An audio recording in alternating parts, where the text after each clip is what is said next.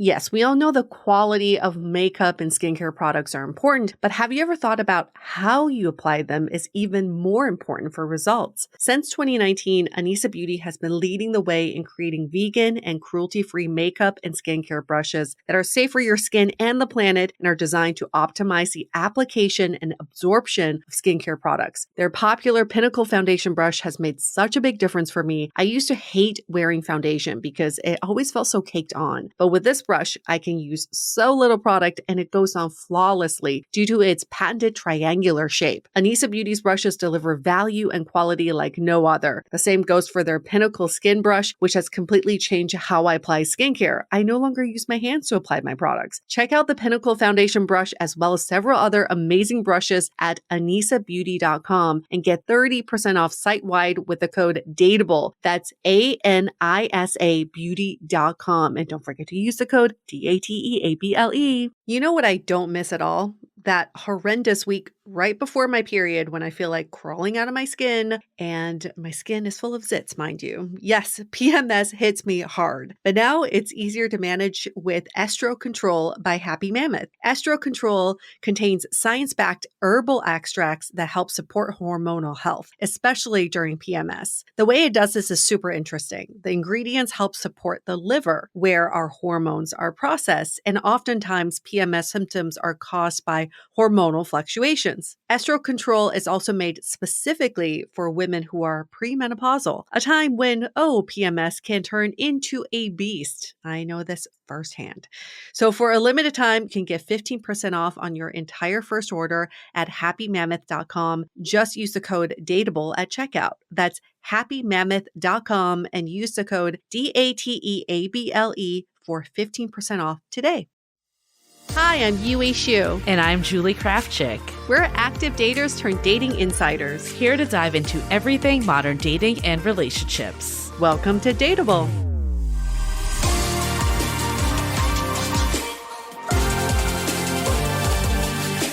Hello, friends.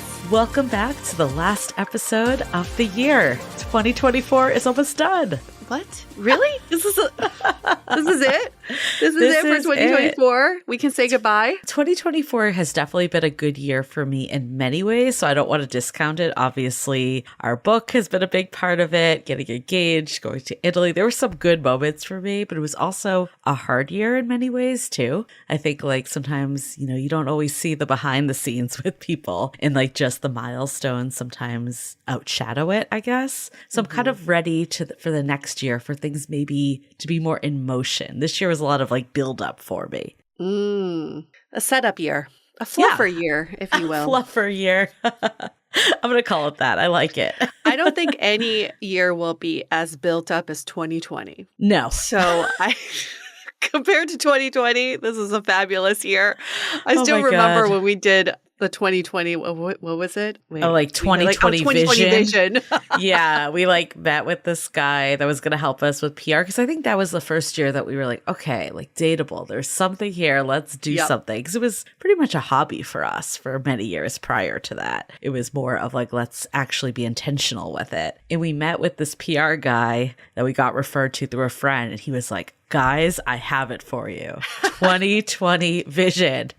And then we saw that everywhere. We're like, not original. And we paid him $1,500 for that. And then all the predictions of 2020 got sideswiped. But 2025, do you have any predictions for 2025 outside of everyone falling in love because they're going to have their hands on how to be dateable? That's my prediction. Okay, so I met up with a friend of a friend who is a child therapist. Okay. And she said she works with a lot of Gen Alpha, Gen Z, that generation. And she says all of them are sick of screens. They're like, we're sick of sitting in the same place, but everybody's on their phone, or sitting with my parents and everyone's on their phone. So these kids actually told her that they're willing to give up screens in the new year. I don't know completely. I don't think completely. Nobody can give up their screens completely. But I think there might be a trend where maybe people will be like, hey, how about we do a no screen dinner tonight or a no screen meetup today? Yeah, do you watch the show Shrinking, Yue? No, On I know you Apple love that TV? show. I'm obsessed with that show. You should watch it. I was like bawling my eyes out at the season finale, but I love crying on TV shows, so it made me happy. But anyways. You love crying. I do. Gotta get a good cry out, and it's not like. Anyways, they had it was actually around Thanksgiving, even though it just aired the other day. So they had this thing at the Thanksgiving that everyone put their phone in a basket, so they couldn't use it. You know how when you enter a party? Yeah, I think there's going to be more of that happening. I could totally see that. I like that. I would appreciate that. I actually got rid of anything with a screen on my wrist. So 2 years ago, I had a Fitbit, then I had an Apple Watch, and then I simplified that to a Whoop, which doesn't have a screen. And now I just have an Aura Ring because I'm like, you know what? I'm just not going to have things that distract me on my body. And maybe I'll try to do that with my phone too. I don't know, try to turn it off at a certain time in the day. My partner would love that so much. What I'm going to implement this year, I've promised him, is no phones at dinner.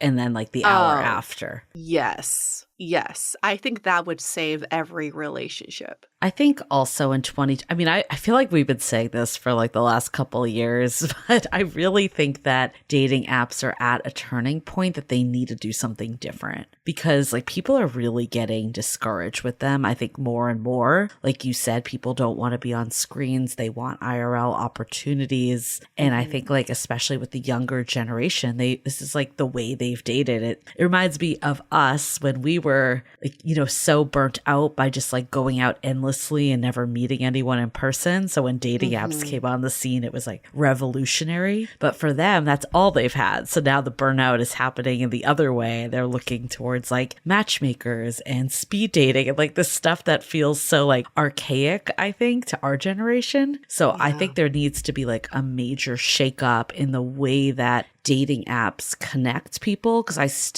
still so pro dating app because I do think you can meet people that you just wouldn't come in contact with and it's so much more efficient. But just swiping on a photo, it's been this now for since 2012? That's over a decade plus. That's kind of crazy. Yeah. I mean, I think we are now old enough and we've been living on this earth enough to see the pendulum swing from one end to the other. So I think we saw it from the extreme of dating apps when everyone was like, oh my God, dating apps, let's get on these. And there's so many options. And now swing the other direction, which is okay, how do we balance dating apps with meeting people in real life and not seeing people as disposable? It's the same thing as when the internet came on the scene. Do you remember the chat rooms, how dangerous they were? Yeah. I mean, I remember chatting with probably 50-year-old men when I was 13, pretending to be little girls. So creepy.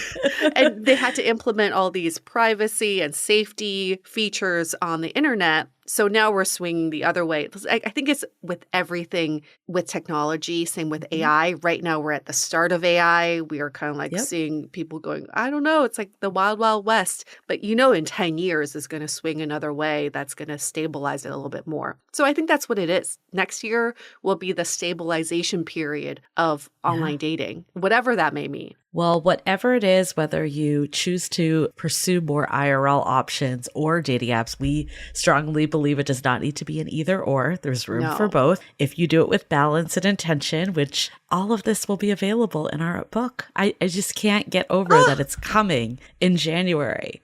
Whatever your path is, it's kind of agnostic. The book is going to help you, approach dating in a way that's just refreshing and energetic. I think we just need that rejuvenation put into dating in 2025. And to people who are now in relationships, whenever they hear about people dating, they always go, oh, I'm so glad I'm not dating right now. And I'm like, no, that shouldn't be the case. I don't want this generation of daters to feel oh, this is so bad. Dating right now is so terrible. I wish I found a partner before this whole love crisis happened. I think we have a real chance to turn this around and have people all envy us for having these options in dating and say, oh my gosh, I wish I had the opportunity to date right now. So, and I think in this book, we do outline this format of how we can really rise above modern dating and really enjoy the process. No, I'm just so bullish because I don't know. I've been like reflecting. Obviously, in December is always this time of reflection. And then, just recently getting engaged to just thinking back to like my whole journey. And it's like, I really did use so much of how the book is outlined. And you did too. I think both of us. And also, we followed daters in our community that we saw just had a different approach. And, that kind of used a lot of these methodologies that made it to the other side and found amazing partners, but also just like went about it in a more lighthearted way where it didn't like wear down your mental health. I think that is the true testament. But I'm just like so thankful that like,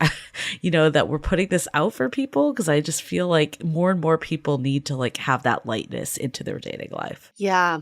I definitely agree with that. And last night I was talking to my man friend, and we were like, what do we need to do on a daily basis to feel fulfilled? And it's like on one side, we want to show ourselves self-love and self-care. And on the other side, we want to be able to contribute in some way. And he's like, what do you think is your contribution to society? Yeah. And I was like, Julie and I really wrote this book for people. And I think that's our biggest contribution to date, is for people to feel this optimism and hope in a very actionable, practical way, and also feel like this is supposed to be such an enjoyable, lovely journey of finding love and finding your person, that we've kind of lost track of that. And I think we can get back on track. Definitely. And, it's been three plus years that we've been working on this. It took us a full solid year to write, but then more with like rewrites. But I think it just really shows like the amount of, writing a book is definitely a labor of love. Anyone that writes a book, just the pure act of it alone, it is not easy. But the fact that we were able to take everything we've learned in this podcast for the last decade, it just like truly is a gift that we even had the opportunity to have our voices heard that way, and that we get to give this out to everyone. And we really want to thank you all for being along for the ride. I know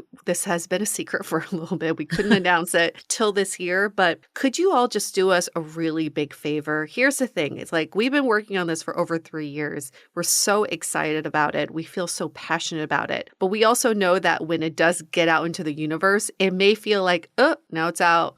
Okay, like we worked 3.5 years and it's like, boom, it's just out there. Could you all please just help us hype up the book so we can keep going with this excitement and this hope and optimism? Because I don't want this to be like January 28th comes around and we just go, okay, now it's out in the universe. Like, let's all galvanize around the book. And that's like the best gift you can give us, is to build excitement, pre-order, let your friends know, let them pre-order. You can get the audiobook. There's so many ways to get your hands on this book. And the more people who can read the book, the better our dating lives will be. Oh my God, a more dateable dating pool. That's gift in itself. But yes, howtobedateable.com. You can still get all of our pre-order gifts too that will be going away once the book comes into the world. So if you want to get a bunch of free extras that we like kind of calculated out was like $108 value for the price of just the book. We're doing this because pre-ordering is like a weird thing, and we're trying to like, have a way that we can celebrate you for doing it. Like, this is something that many authors do as a way of saying like, thank you for pre-ordering and supporting us. Yes. And again, that's the best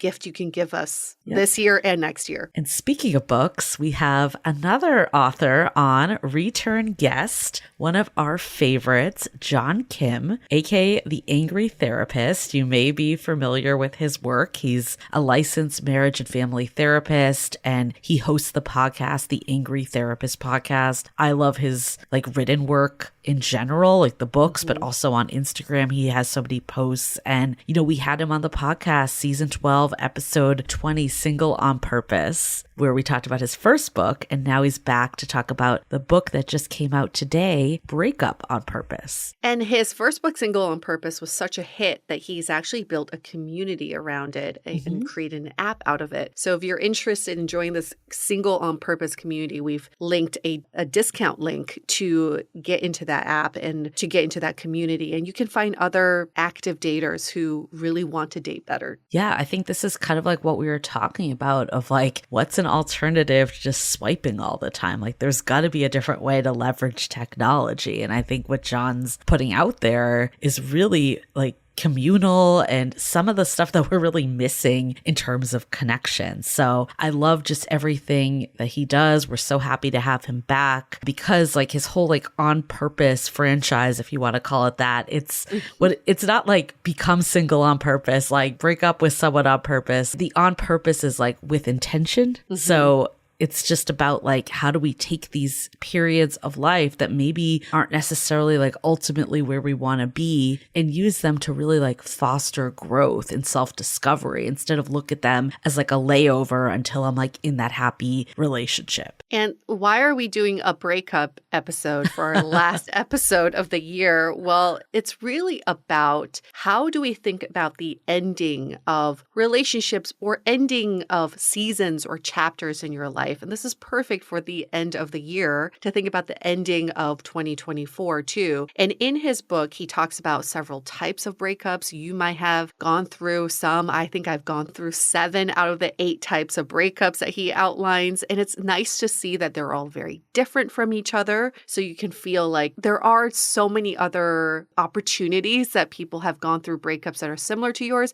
and also not similar to yours. And then also, what do you learn from each of these breakups? Yes, relationships ending are hard, but there's also the positive side of it all, which is like you get to grow and expand from them. Yeah. So this is really for anyone, that's in the thick of a breakup. We did this like, it was like a PR for an article that we got quoted, or you got quoted on this one date that like December is breakup season and it keeps surfacing every year. It's like the gift that keeps giving. But December, January is breakup season. So you may be in the thick of it right now. If you are, then this episode is certainly for you. But I loved his book and I'm not in a breakup, but it was really great to like reflect on the past and see like what, is maybe still lingering that you can free yourself from, that you don't take in to your next relationship, or just if you want to see like how far you've come in the last couple years. That's a really good point. Yeah, you get to map out your growth from all the ending of relationships. And what you'll learn from this conversation, again, we talked about there are 8 types of breakups, and it's actually kind of fun to see what the 8 of them are. So check them off if you've been through them. And then a new perspective on what breakups mean and what they can really trigger for you, but how they can be so healing in the process as well. And really just like how to reframe a breakup. So it's not blaming or shaming yourself, but looking at like how you could take ownership and grow from them. And like we said, this is just a fun conversation. I know people are like, breakups, how is this fun? But John really makes it a fun conversation. So we're happy to leave you all with this for the end of the year, because I think actually it is uplifting and will put people in a good mood despite the topic. And then you learn a fact about him from his childhood that I cannot disclose and I still can't get out of my mind. I don't know if that changes my little crush on John Kim or not, but you're not so secret one that you keep talking about in every episode. I'm like, do I actually like him even more now that I know this about his childhood? You'll have to find out. We're going to leave it at that. Yeah. Okay, well, this is such a great episode. We can't wait to dive in. Like we said before, this is, the time. January is hitting. Our book is coming out. Make sure to pre-order if you haven't yet. howtobedateable.com. Share it with a friend. Yell it from the rooftop. Tell everyone. And also leave us some ratings and reviews. It helps so much. Continue to get great guests like John and, just build this podcast up. That is a free gift that you can give us this holiday season. Oh, yes, please give us all the gifts and ratings and give us the gifts in 5-star ratings and reviews. That means so much to us. That's been on our wish list for a long time. Yes, we still are trying to get to 1K. The goal, it's still there. Help us. And then at Dateable Podcast, that is where you find us. We have been, doing we've been having fun with Instagram posts a lot this year. So make sure you're following us there if you aren't, because there's a lot of like different different written content that gets surfaced that way that personally is very enjoyable to also produce. Yes. And as we shape up for the new season, we've already started recording a lot, but there is some room for other guests and topics. So if you have any requests, is there a topic that we haven't covered in our 500 plus episodes? Well, think about it. Maybe go back through a back catalog, but let us know what are your most interested in topics or guests that you would recommend. Definitely you can, DM us on Instagram, or you can email us hello@dateablepodcast.com as well. Yep. And like we mentioned, we are not going anywhere in the off season. We're going to have different content. We're going to be revealing a quiz that's in our book that will be available actually starting next week when this next episode airs. And you'll be able to take the quiz and learn about your dating archetypes. So this has been something that we've been doing other people's podcasts to promote the book that will all be coming out around the release. People have been really gravitated towards, like, to understand like what type of dater you are, what are your strengths and superpowers, and then what also might be holding you back and getting in your way. So we're really excited to release this early for anyone that wants to do this for free on the How to Be Dateable website. It's a fun quiz. Could you be a maverick? Could you be a thinker? I'm just going to leave you with those. A dreamer. There's so many. There's 5 of them. There's a song. You'll learn it. Oh my God. You always been practicing because I don't even know the song. From having ChatGPT write it right now. Oh, goodness gracious. That's why you need to follow us on Instagram, because maybe we'll share it. We'll see how it comes out. Anyways, before we get into it with John, Happy New Year, and let's hear a message from our sponsors. It feels so great when you can get someone a gift they wouldn't necessarily get for themselves. It's like a little reminder that they're worth it. So for quality gifts at an affordable price, my go-to is Quince. There's something for everyone. And I truly think you can't go wrong with their cashmere line, including their iconic Mongolian cashmere sweaters, which start at just $50. I actually just got the short sleeve version in brown, and it looks so luxe paired with some white slacks and brown loafers. Hello, rich auntie vibes. And for whatever you're looking for, all Quince items are priced 50 to 80% less than similar brands. They can do this by partnering directly with top factories and cutting out the cost of the middleman, which passes the savings on to you. Gift luxury this holiday season without the luxury price tag. Go to quince.com/dateable for 365-day returns, plus free shipping on your order. That's QUINCE.com/dateable to get free shipping and 365-day returns. Quince.com/dateable. Ah, what an incredible year has been, Dateables. As I welcome the new year, I have some lofty goals for myself, including learning a new language. And I know I can do that with Rosetta Stone, the most trusted language learning program available on desktop or as an app. And it truly immerses you in the language you want to learn. I've heard that learning a new language fosters more empathy, and I'm all about it. And Rosetta Stone makes the learning process so intuitive and immersive with no English translations, which really makes you learn to speak, listen, and think in that language. Want to learn Dutch or Arabic, Chinese, or French? With 25 languages to choose from, the world is your oyster. Start the new year off with a resolution you can reach. Today, Dateable listeners can take advantage of this New Year's special of Rosetta Stone's lifetime membership. Visit rosettastone.com/today. That's unlimited access to 25 language courses for the rest of your life. Redeem your New Year's offer at rosettastone.com/today. Today. Okay, let's hear it from John Kim.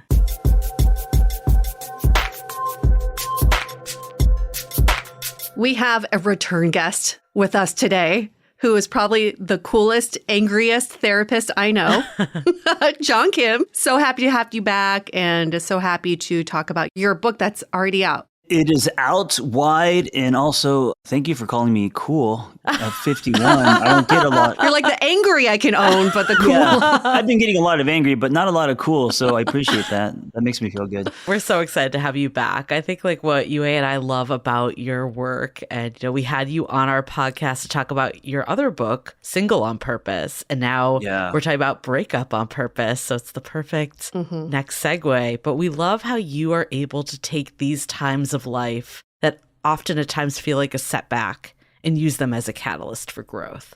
Yeah.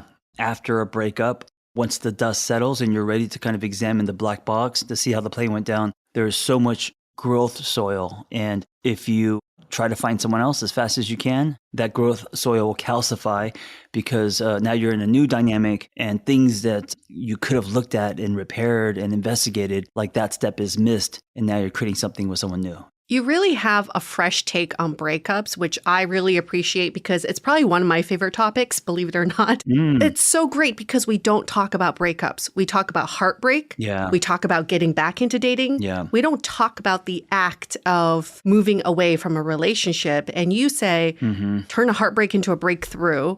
And so why do you think it's important for us to really turn our attention to the breakup itself? Thank you for championing breakups, because I think you're right. We don't really talk a lot about what happened, and I think there's different types of breakups. So one of my angles of this book is no one talks about how there's different types of breakups and what's prescribed based on the type of breakup. So for example, if it's what I call a flat soda breakup, where the breakup was mutual, your healing from that's going to be very different than, say, a blindsided breakup, right? Where someone blindsided you. One day you're with someone, next day you're not. So I think not all breakups are the same. Yeah. And you talk about like your kind of mother of all breakups, your divorce that you went through at length in the book. The D word. And we're definitely going to go into the different types of breakups later on. But I'm curious, like with the divorce, it clearly reset like a whole new chapter for you as becoming a therapist and being with your now wife. By the way, congrats. We saw that your recent wedding and, your beautiful daughter. So like, how would you look at your divorce now that like got you here? Yeah. When I went through the divorce at that time, I was 35, had no sense of self, was broke, had no sense of purpose. And I was a screenwriter, spent many years just kind of like punching keys at coffee shops. And the divorce kind of chopped me at my knees. And at that time, it was the hardest thing. Like it was the worst thing that happened in my life at that time, right? The sky was falling. What am I going to do? My ex, I put on a pedestal. And my life was, revolving around her. It's like the sun went down. But now looking back, if it wasn't for that one event, because it completely repositioned me, I don't know what I would be doing today. I don't think I'd be a therapist. I would still probably be a miserable fuck, which I was. It changed my life by forcing me to look at myself and re-examine my life. Like I wouldn't have done that unless something that drastic happened to me, You talk about how in a breakup, it spotlights the parts of yourself that were buried in the relationship. But also, I would say not all of us going through a breakup choose to spotlight those areas. So what was it about this divorce breakup that motivated you to do the work? I didn't really have a choice, because with the divorce, I kind of left with nothing. I had no friends. I had no money. I just went on Craigslist and found a roommate. And so starting there at 35, I didn't know who I was or what I was going to do with my life. But, at the same time, when you lose everything, you have nothing to lose. Right. So it's almost easier. It would be harder for me now with, like the whole picket fence thing. But back then, leaving, it was kind of a clean break. My first question was like, what do I do? How do I start? And I knew that it would be an inward journey. So I just started reevaluating everything. What I wanted to do, my relationships, what made me feel alive, just like, one day at a time. But I really kind of like shook my life Etch-a-Sketch, which is dating me, I guess. But that's an 80s term that no one probably knows what I'm talking about. We know that. No, we do. Oh, you guys know that. Oh, thank you. It's a toy that you, when you shake it, it clears the drawing and you can start over. It's in the Smithsonian right now. Is it? Wow. Yeah, that's why we know. No, it's not. I believed you for a second. It's vintage. Do you remember, was there any defining point, John, where you were just like, okay, I'm seeing now the beauty of this breakup? Wow, that's a tipping point. When you start to see beauty in the pain, that's such a great moment. That's such a great tip. I think I would say one of the things I did is I bought a motorcycle. I've had 6 now. And after my divorce, I said, I've always wanted a motorcycle. Everyone said no. All girlfriends said no. Parents said no. I was like, fuck, I'm going to get one real quick. And then it's going to come with me. Like if I was an action figure, it'd be the package. You can't separate us. It comes together in the box. So I rushed out and got this little motorcycle Ducati. And I would say moments on that bike hugging canyons in Malibu where I felt connected to the part of me when I was like 12. You know, I was ripping around with a bowl haircut and a strawberry shortcake t-shirt because my parents didn't know. I was like 10. And a little scooter. I felt so free in the 80s. It was my wonder years. And I connected to that part of me that I locked into a hope chest because life happened, you know? That's when things started tipping. So it was more of a somatic thing, not a logical thing, right? It was a felt sense in my body. And this is why I say that sometimes self-betterment is more about a reunion than anything else, because in relationships, especially marriages, long-term relationships, you start disconnecting with parts of you that you actually like or forgot about, you know? That's interesting you say that, because I think about my last major breakup due to infidelity, one of your 8 breakups that you describe in your book. And I think there was a moment where I reconnected to my childhood. I remember being in Athens, Greece, and there was a hopscotch. Someone drew it with chalk. Yep. And I could not help but play on this hopscotch. And strangers walked by and said, "Do you want us to take video?" And I was like, "Yes, please record this." And I do remember that moment being welcoming of this like 6-year-old self of that I kind of forgot about and swept away somewhere. And I felt really good after that. Something released in me. So it's interesting that you also kind of connected that to your childhood. Yeah. I think a lot of us, we are in our solid self when we're children, before taxes, before we know what's cool, or before rejection, before pain. There's like a moment, and I think it is the wonder years. It is like 6, 8, 9, 10, 12, unless you're going through, you know, unsafe spaces and trauma and all that. There's like a purity to children. They're not exchanging truth for membership, and they are really in their solid self and not pseudo. There's a purity in that. And of course, we lose that as we grow up, you know? And so tapping into moments of that for me on 2 wheels, for you on 1 leg. But those are valuable moments. I think what you were saying too about the sacrifices that we make in relationships. Like I remember after my, you know, big breakup that we're going to go into, like that first one that really devastates you. Yes. I felt like I lost a piece of myself. And I think what you're saying of like, no one would ever let me get a motorcycle. I'm just going to do it, you know? And I think there is some of that that's kind of nice that you're like regaining sense of self. Can you look at any other breakups in your life outside of the big D one that helped you propel forward? I mean, every single one in a different way. One of my breakups, I left a relationship too soon. This is the relationship before the one I'm in now. We were together for 3 years, and I admit I blindsided her. There was a knowing at a bar. We were in Colorado, and we realized something's wrong, something's missing. The chemistry's changing. We should do something about it. Instead of going to couples therapy, instead of, you know, investigating, exploring, within 2 weeks, I was already kind of moving out. What that breakup taught me was that I was irresponsible and that I was running and I didn't do any kind of work. I pulled a John Kim, which is never saying bye to people at parties. I call it the Korean exit. I fucking left, and I left. She had a lot of trauma in life. It triggered and activated a lot of stuff with her, and then she went into like a downward spiral. And then on top of that, I got together with a mutual friend like 3 weeks after I left. And then, of course, she thought, "Oh, this is why you left. You've been fucking cheating on me," which makes sense. So it like compounded that. And then now I was stuck with leaving a relationship and then dating someone brand new and getting pulled on each side. I had my first panic attack within the, And looking back, the big lesson for me in that is there's a way to leave a relationship that's responsible, and there's a way to break up that is not responsible. And that was one breakup where I was not responsible. I think it hasn't led to a breakup, but I feel like sometimes when I have like things come up with my partner, I feel my instinct to go there also, to like run away from it. And I have to be like, this isn't really what I want. With any relationship, there's got to be hard times. And that's not like the growth that I'm looking for. Like it's actually harder to push through and to like confront stuff.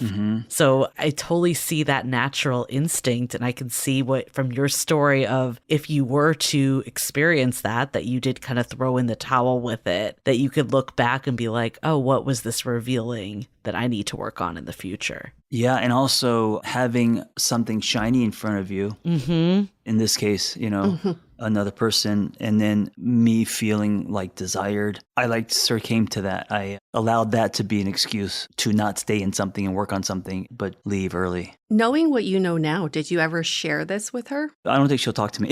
Oh, okay. I don't think she likes me. Yeah, she has to read the book to hear I guess I wouldn't either. She will burn that book. She definitely will not contribute to buying any books from me.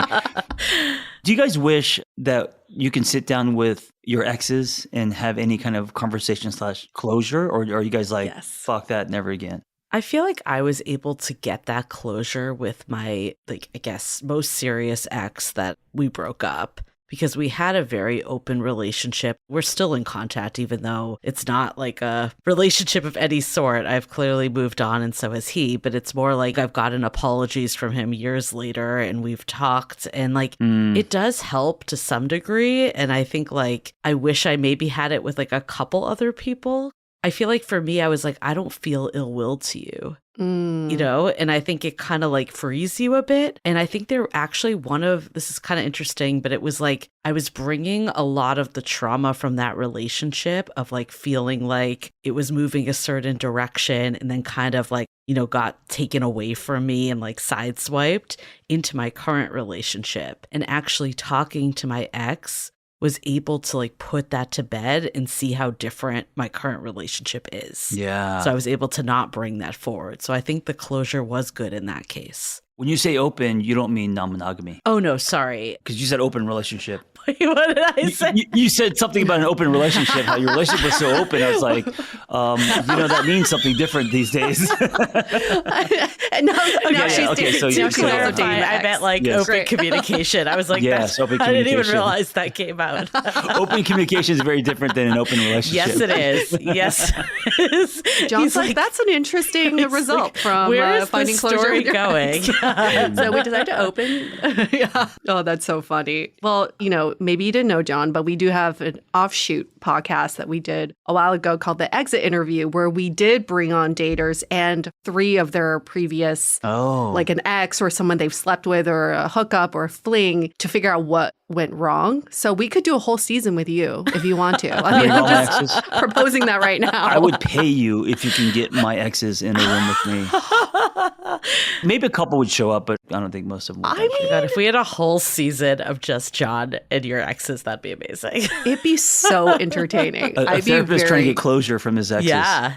I'd be very curious to know. That'd be so good. That'd be so good. You know, I do fantasize about this all the time because I am branding myself as someone who like mentally kills her exes after leaving the relationship. So I don't ever talk to any of them. But now I'm at a point in my life now where I feel like I could open that door. And what I wouldn't do is I don't need closure. I don't think that's the purpose. What I would want would be feedback. I think being in an intimate romantic relationship with someone is so special and unique that your friends, your family can't see you in that light and they can't give you feedback in that light. So it'd be kind of fascinating for me to learn what is your feedback from what you remember from our relationship. It's sad that we can't receive feedback when we're in the relationship. It's only after the relationship has expired that we're like, okay, now you can give me the review. Now I'm going to listen. I know. 10 years later, I'm ready. Yeah, I'm ready to take it. I can handle it. Yeah. Yeah. I think for me, the first thing I'd want would be to know that they don't hate me. And then even if we're never going to see each other again, I mean, you know, we're on this planet for such a short time. And then, of course, like you, yes, I would want some feedback on how I showed up and, you know, what I can work on for sure. It's valuable. Well, that's why I think breakups are so hard, because obviously if you're the one being broken up with, like that is, you know, there's a lot of self-esteem and worth that comes with that. And then if you're the one doing the breaking up, there is like guilt in this feeling like you're a bad guy or girl or whoever. There was this quote that Yue used to have like above her bed that was like, we're all each other's consequences. I love that you're like, she had it above her bed. You did. Yeah, that's so interesting. Why was that? That was the mantra you woke up with? We're all each other's consequences? Imagine every guy coming over. I feel, oh boy. I never thought of it that way, but you did have it like right over your head. Maybe that's what was wrong. I mean, it could be kind of kinky, but it's a little dark. Yue's like, why was I single during that period of my life? Now I know. We have just uncovered. What made you put that banner above your bed? I think it's because I had felt that everybody was carrying someone else into their current environment. Nobody came into a relationship a clean slate. So everybody's carrying a little bit of someone else right before them. Oh, I see what you're saying. Yeah. So we're all each other's, right? Like there's residue from previous relationships. So we're not coming in fresh, we're coming in stained. Yeah. So I think finding that closure can like help you show up better for the next person too. Oh, of course. Yeah. And also that review. I actually found closure by just reading your book and reading about the different breakups. So I think, whether you're going through a breakup or maybe you're not, I still think this book is super useful. I want to go into like 4 of kind of the big ones, and then time permitted, we'll go either further or we'll at least just address them. Yeah, we probably can't hit all 8. Yeah. But maybe let's start with like the big breakup, that first true love breakup, because I remember just not being able to get out of bed, like literally being in bed and not being able to move. What happens with this breakup and why does it have such a big impact? Well, I just want to point out real quick, and you said that you got closure by reading this book, and I love that you said that, not because it's my book, but I love the idea that you don't need someone else to give you closure, because if you do, you may never have closure. I actually think closure is kind of a myth. What happens is you have new experiences that kind of eclipse the old. You always remember, and sometimes we snap back and stuff, and we play the highlight reel or whatever. I don't think anything is really just closed. It's not like, the door's closed, never again. I don't go there and then I move forward. That's not how life is. Life is gray, and there's, I can't speak for you guys, but I'm in now going on a 7-year relationship. And yeah, of course I've thought about other relationships. It doesn't mean I want to go back, but of course I've played back, the good, the bad, this, sideways, whatever. So this idea of closure, I think, is misleading. I'm really glad you said that, because like even when we were just talking about before, like reopening the door and talking to our exes, I think like for me, I had to find that on my own, the closure. Like I didn't find that with my ex. I think maybe it was like a confirmation, or like by the time we had that convo, I was like, had already found it. So I was able to just forgive and like move forward and let go a little. But I think I agree with you. Like we've talked to friends before and people on this podcast that like when you're purposely trying to seek closure from someone, you never actually get it. Like it's never the result that you're looking for. Yeah. Also, it's exhausting. Also, it's powerless. Yeah. Also, it's a lot of expectation and crossing fingers and wishing, and it's just anxiety provoking. I did have a friend who had an interesting take on closure, though. She said, I don't think closure is about getting answers. It's about saying what I need to say, getting everything said to this other person. So she did write a letter to her ex. She actually read it to him out loud in person. She said, I don't need a response from you. I just want to say everything I need to say. And that was a closure she needed. Oh, I like that. The big one where you kind of compare all breakups to, usually they're associated with kind of our first love, or when our hearts were powdered snow, as I talked about in the book. It's the, maybe not high school or the college. It's when we're in our 20s, usually, when it was our first big breakup. And one of the things I want to point out with this type of breakup is, when you go back to like your elementary school and you see the chairs you sat in, and you're like, look how tiny these chairs are. And all the memories you have from that time, or maybe summer camp, the world was big. And, you go to where you got into the fight, or where you kissed someone, or you wrote your name on the tree. And it just, everything seems so miniature or different, as an adult. And I think we have to realize that the big one was big because it was like when we were kids, it was a very like new first experiences of love. And also when you replay it, you're not seeing that breakup through, the 51-year-old you're seeing that breakup back through the eyes when you were 18 that summer or whatever. And so in your mind, as you're playing things back, they are still huge and emotions are big and it's life and death. And I think that's why they tend to linger. They become, things that we carry for a long time. Yeah. So I definitely can see like the younger you are, the more experiencing this. Like personally, I feel like I had some relationships prior, but they were never like that heartfelt, like I am so in love. So mine actually, I feel like hit when I was like 30 is when I like experienced that. So like, I guess like, can this hit later on? Like even if you've had past? Of course. Yes. And I think that a lot of times the big one is probably the one that was the most unhealthy. Yeah. The most toxic.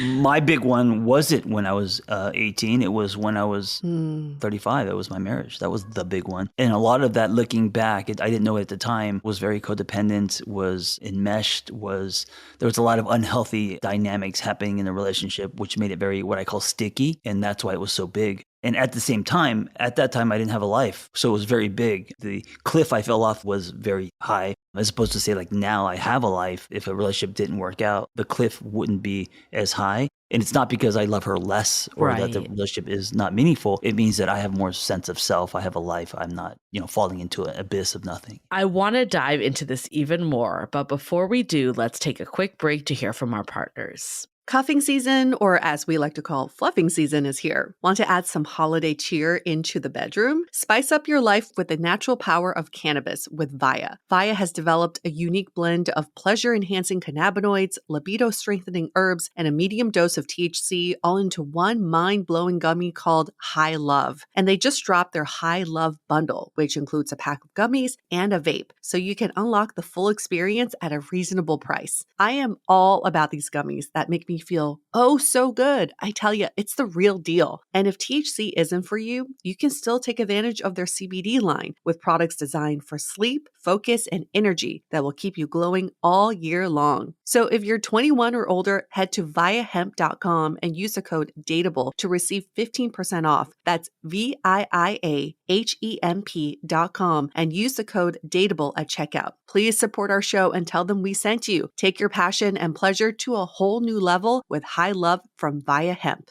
Let me guess, you have a life and job that you love, but the one thing missing is love itself. If you want to take your dating journey seriously this year, we highly recommend checking out Dating Intentionally wherever you get your podcasts. Dating Intentionally is hosted by Talia Karen, who's on a mission to make dating fun and help you date with confidence. Talia pulls from her own experience going on 180 dates with over 60 people in just 10 months, which ultimately led to her getting married. She's also joined by therapists, coaches, experts, and authors like us. We had a great conversation with Talia on her show all about dating skills you need to find the relationship you want. That's episode 78. If you're looking for practical, no-nonsense advice that you can apply to your dating life today, you can listen to Dating Intentionally on Tuesdays and Fridays on Apple, Spotify, YouTube, or anywhere else you get your podcasts. Could you also argue that love becomes less potent or passionate as we find more independence in our lives? Yeah, it's kind of sad, but love becomes kind of flat. Well, love becomes boring. I mean, that is really sad to say. But that is really sad. Yeah, no. What's so beautiful about that big breakup is that you really felt this all-consuming love for this person. Yeah. I don't know if I could ever feel that way again. And I don't know if that's just like due to time or just because I've just become more solidified in my own person. Yeah, I think that the lightning in the bottle that we've experienced early on, or maybe even later, that had more to do with dysfunction than actual. There is this kind of like, I don't know, sometimes it's trauma bond. There's something about the collision of two people with a lot of wounds that can be mistaken for passion and fiery and excitement. I mean, it's like makeup sex, right? It's like when, it's all chemistry. That's very different than building a healthy, sustainable relationship with someone. And the healthy, sustainable relationship probably doesn't have the sparks. I mean, it has its own sparks. They're just different, They're not M80s going off. They might be sparklers. I don't know. But it's a good analogy. But then it's kind of sad. I shouldn't say spark. But then we think like, oh, this isn't maybe the one, or this isn't as powerful, But then we don't play back, well, then why did the other one end? Yeah, and what were those ruptures like, I think what was really good for my growth from the big breakup was that I think I never held this identity as like a girlfriend or a partner because I considered myself like a later bloomer. And like some of my past experiences were more like one-sided feeling or casual or situationships, all that. So I think being in that first big relationship where I felt deeply and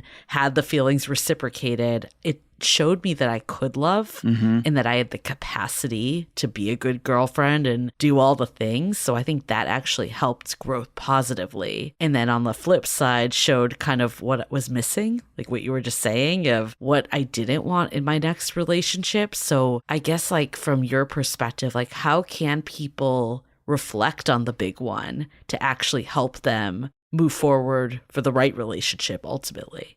Well, the big one usually is so big that it makes you not only think about the relationship, but it kind of makes you evaluate your entire life. Yeah. You know, a lot of times a big one is a leaving of a relationship where you lived together. It's life-changing. And so not only are you leaving a relationship, but you're also considering, are my friends the friends I want? What do I want to do in this world? And you do a life audit after the big one. You know, I think because of that, the big one is significant. It's not just a chapter of your life. It can be an act break.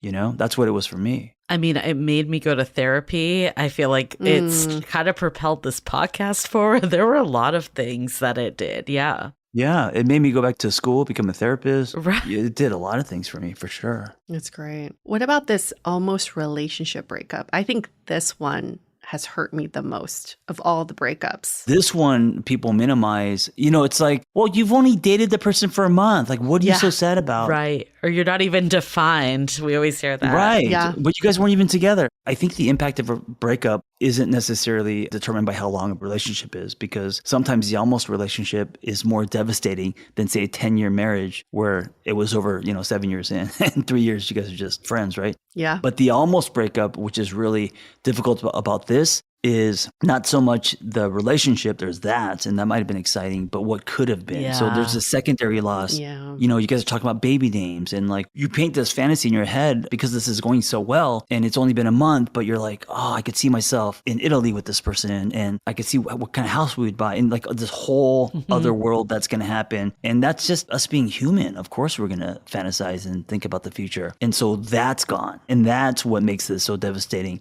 not just a 1 month, but what could have been.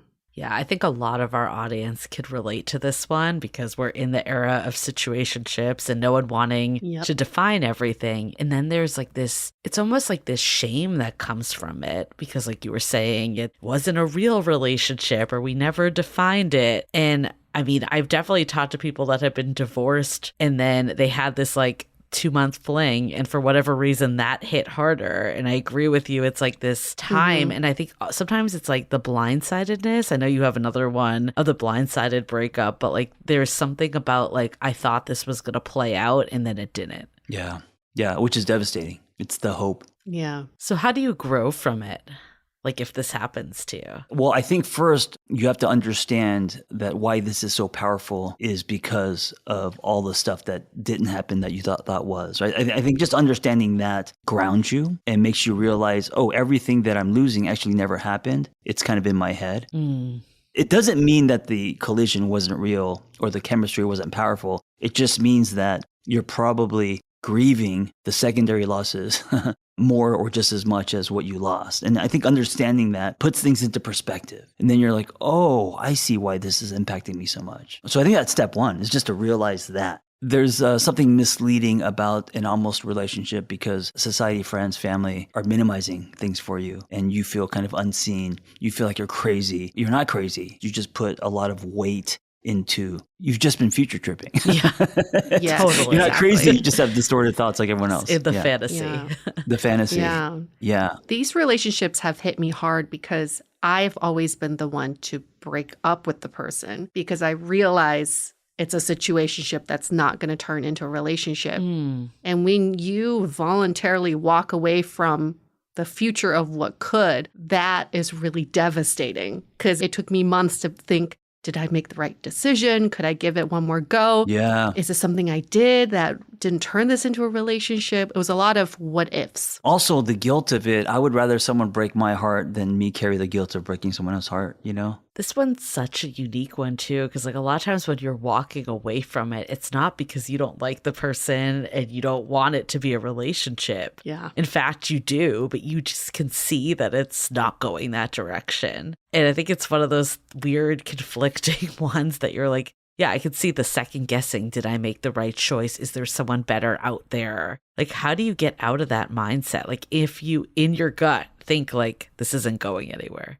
Well, I feel like if you know it's not going anywhere, maybe because two people have drifted too far to turn back, or people are just becoming different people and you're just not aligned. There's more acceptance in that to me, even though it's probably more painful than what someone did wrong. Mm-hmm. You know what I'm saying? There's an acceptance when you're like, I love you, but we're just not aligned anymore. There's an acceptance there, and then you could get to grieving faster than you did something wrong. You need to fix it or you need to change. To me, the acceptance of an expiration to me is easier than betrayal. So the next one, speaking of betrayal, I know. It's like deep breath. Perfect segue. You cheated, left me for someone else type of breakup. Infidelity is probably one of the hardest, if not the hardest thing to heal from. Just doing a lot of couples work, such a small percentage of couples survive infidelity. And a lot of it is because the person that was cheated on holds that card up, or they'll say they have forgiven, but they carry it in the back pocket. And every time a fight happens, they just, look what you did. Remember what you did to me? Yeah. Remember who you fucked? Huh? So it just keeps rupturing. It's hard. I mean, I get it. I actually find this one the easiest because I feel like Sure. the decision was made for me. Yeah. I can act with so much conviction now. When this happened to me, I thought, well, it's over. There's no conversation. There's no what ifs. There's no future. It's like, it's over now. Now I can act on the fact that it's over. If someone cheats on you, is that an instant that's it, it's over, or is there an investigation, or is it's done? I think in this circumstance, I was very surprised and maybe not surprised that my first instinct was it's over. I mean, there is absolutely no discussion. It's over. But also he didn't make an effort to stick around either. So that could have changed the scenario. Yeah. But definitely looking back, although it was like a painful stab, the wound didn't last as long. Mm-hmm. It's easier to be angry than to just be hurt. Mm-hmm. I do see, though, the perspective, though, and I'm saying this not as someone that's necessarily been through it, but we've heard from people that, you know, it also carries like this feeling of like, what was wrong with me to deserve it? Yeah. Not everyone processes it that way. Like, I think you were able to move past that phase, but I definitely know that hits some people. Like, how do you actually like flip the script on this and look at it as like something that's helping you and not necessarily like your fault that you caused the cheating to happen? Well, I think a lot of cheating actually isn't even about the other person. Of course, we're going to take cheating personally. A lot of times people cheat because it's something that they're going through. It could be, I mean, anything from, you know, them not being happy in their lives, maybe a self-sabotage. I think, you know, when someone cheats on you, you instantly internalize, was I not enough? Am I not attractive enough? Am I not good in bed and all that? I would say most of the time it actually has nothing to do with you or the relationship. It has to do with the person, their way of coping, their feeling inadequate, insecure, all of that stuff, you know? The story I just shared about 3 weeks after me breaking up with someone, I was dating someone else. So I technically didn't cheat on that person, and that had to do with me not feeling desired, and suddenly this very attractive, like, you know, the prom queen, if you will, gave me attention. It was within me, my insecurity, and me wanting to feel desired more so than anything wrong with the relationship. Do you know what I'm saying? Yeah.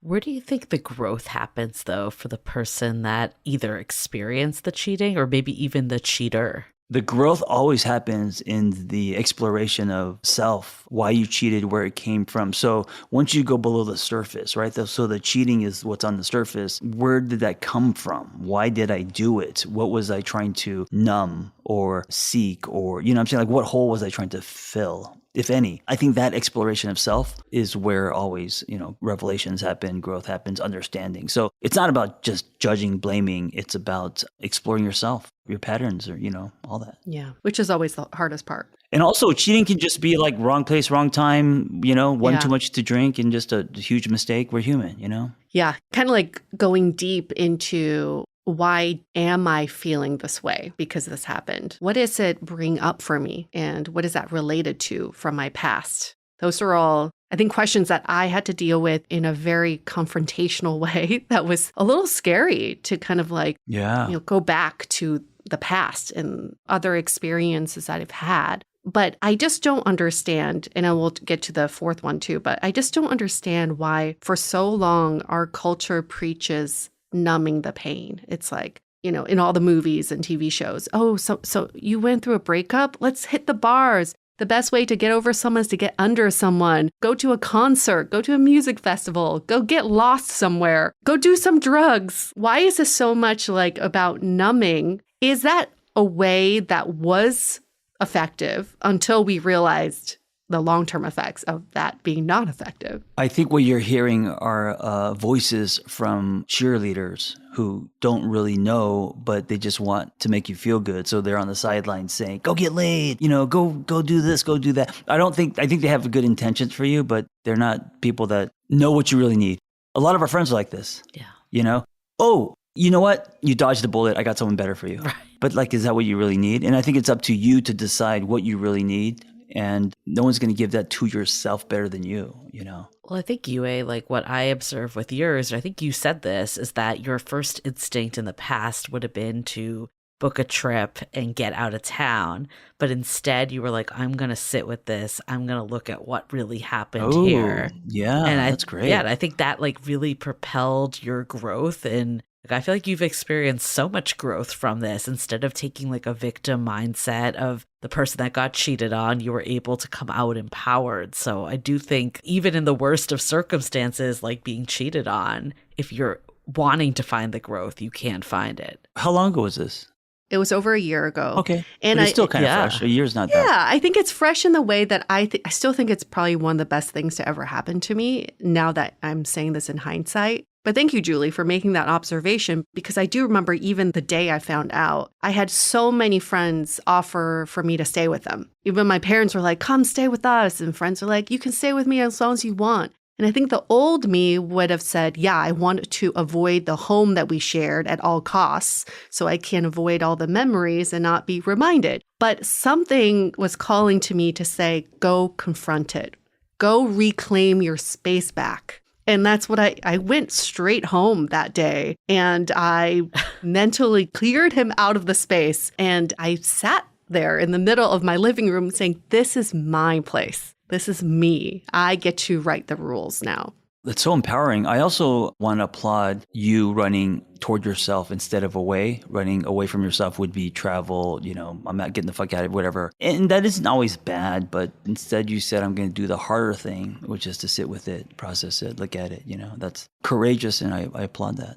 Thank you. Okay, moving on to the last one that we want to dive in deep, because while the cheating one was Yue, this was mine to the T. The breakup that never ends, or the on again, off again relationship. I was in one for 5 years with the ex that I mentioned. But I think this cycle of breaking up and getting back together, it never felt like we actually broke up. Like, or it would, and then like that devastation would set in, and then like a couple months later, it would be like the same cycle all over again till you got numbed by it. This breakup should be called the Chinese water torture. It really is. I always tell clients who say, should I get back together?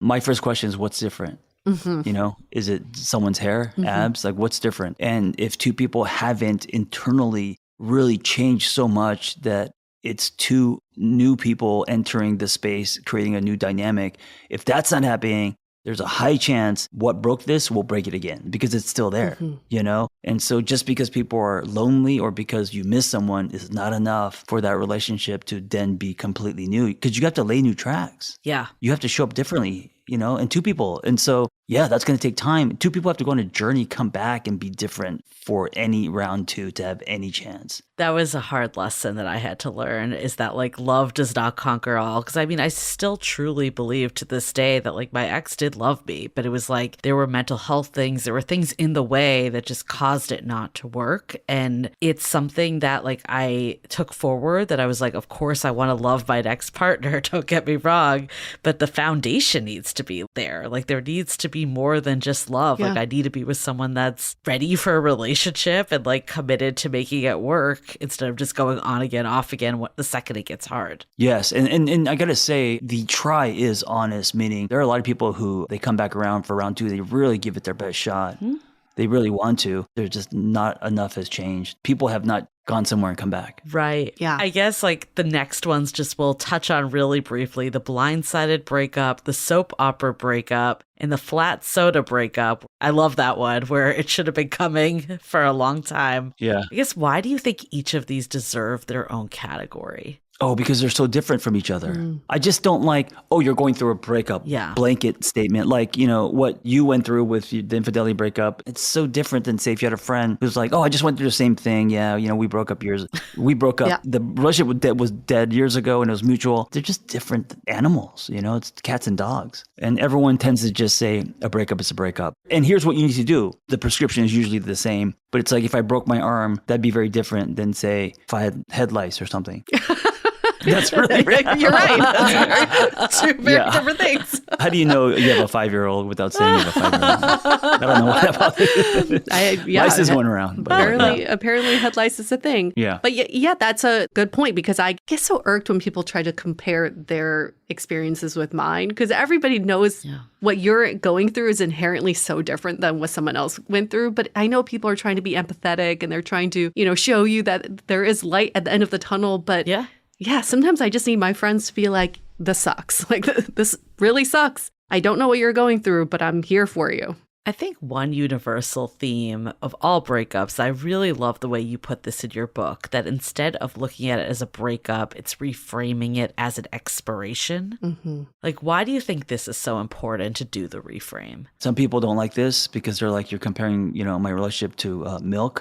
But for me, it's helpful because there's an acceptance. I could accept that something has expired. It wasn't meant to go a day more. But a breakup seems traumatic. It seems someone did something to me. There was this huge, it's like chaos. An expiration sounds peaceful. There's sadness, but it's not puncturing, I like it. It's helped me with all my relationships that have ended to think that it's an expiration, not a breakup. I mean, I think the expiration is so key because it at least makes it seem like you're now moving into that next stage of life instead of getting stuck in the breakup. Yeah, I was on Armchair Expert once, and Dak Shepard disagreed. He had a big problem with me calling. Yeah, and he's like, I don't, and he was about to say why, but then I don't know how we got on this topic of me having sex with a plum when I was 12. What? Which is how you distracted him from disagreeing with you? I just mentioned that I had sex with a plum when I was 12 because I was so curious. And I knew it wasn't, I knew it didn't feel like an apple pie. I just knew that even at 12. And once I said that, he was like, okay, this is what we're going to talk about. And then he totally forgot to tell me why he didn't agree with me calling a breakup an expiration. It's the mystery still to this day. Fuck, I was like, what? And I was so open to it. Like, I mean, I don't know what he was going to say. Maybe because, I don't know. But I was so curious, like, why... Yeah. Why does that bother you so much? I'm assuming because it's minimizing to the relationship, but we start talking about me having sex with a plum. So. I mean, I don't even know how to go. I was going to say, there's so much from this conversation. Where do we even go after the plum incident? It's on his podcast. It's deep. It's 2 hours of me talking about that. So okay, well, we'll link that in the show notes for people. We're going to title this episode "Sex with the Plum" just to get the views up. Let's leave that behind. Yeah, we'll leave that in the past. Over. That's expired, Did you have to break up with the plum? No. Which type of break? That was a very quick relationship. Which kind of break? That was a very quick. Almost relationship breakup. It was the almost relationship. Yeah. Oh my goodness. I think this has been such a great conversation. It's so helpful. I mean, whether you're in the thick of a breakup, unfortunately, December to January is breakup season. So people might be in the thick of it. But I think what I've gotten from this conversation and from personal experience, it may not seem like it in the moment when it's happening, but it usually ends up being like a blessing in the sense of you either realize this was not the right person for you, or it's that thing that propels like major change and growth within you. So I love just all of what you were saying of how do we start reframing breakups and how do we start examining ourselves and how we contributed to any of these. And then also know that like no one breakup is the same. Having the 8 different types, I think is super helpful for people because one, you don't feel alone of what you might be feeling that's unique to your breakup. But then you can also see like if something happens and also how much growth you've had. I think when I was reading the book, I'm like, oh, I had the almost breakup at this stage of life, the big breakup after that. So you can kind of see in that sense too of how everything builds on each other and eventually gets you to the type of relationship you want as well. Yeah. Oh, that's so good. My key takeaway is I actually think this is the perfect book for anybody who's single right now. Because so many times people are afraid to date and put themselves out there because of the fear of breaking up. We don't talk about breakups because we're fearful of the heartbreak. But if we have an almost academic approach to breakups and know that there are so many different ways to come out of every type of breakup, we have a game plan now. So now we don't need to be fearful because we know what's on the other side. There's now a game plan for each type of heartbreak you may experience. So I would highly actually recommend, it sounds weird if you're single and you're reading a book about breakups, but there is something really nice about removing the fear of finding out someone's not right for you. And then where do you go from there? I do want to warn anybody who gets your book, though, if you are partner up, you may just want to warn them before you read the book or like pick up the book, because I had your galley on my coffee table and my partner came in. He's like, break up on purpose. He's like, something wrong? He's like, do you want to tell me something? Do you want to have a conversation? Yeah. The title's a little misleading. I totally sold that as an author, which is the On Purpose franchise. But break up on purpose doesn't mean to break up on purpose. It means break up kind of with purpose and reflecting on your breakup. It doesn't mean just to destroy relationships. That's not what the book's about. So thank you so much, guys. This was such a good conversation. Thank you, John, for joining us. Thank you for having me. Thank you so much, John. And where can we find out more information about you and your books? If you go to singleonpurpose.life, I have built a brand new community for people who are trying to connect to themselves first. So it's like-minded singles and just tons of workshops. And I'm in there doing 2 lives a week. Go to there. And then in the show notes, we'll put a discounted link for you. Awesome. And then books, I assume you can get anywhere? Books wide, anywhere. Yep. Awesome. Well, definitely pick up Break Up on Purpose. It was a great book. Thank you. We'll link everything in our show notes. And thank you again for being on our show. Last but not least, we're going to wrap up this episode. Stay dateable.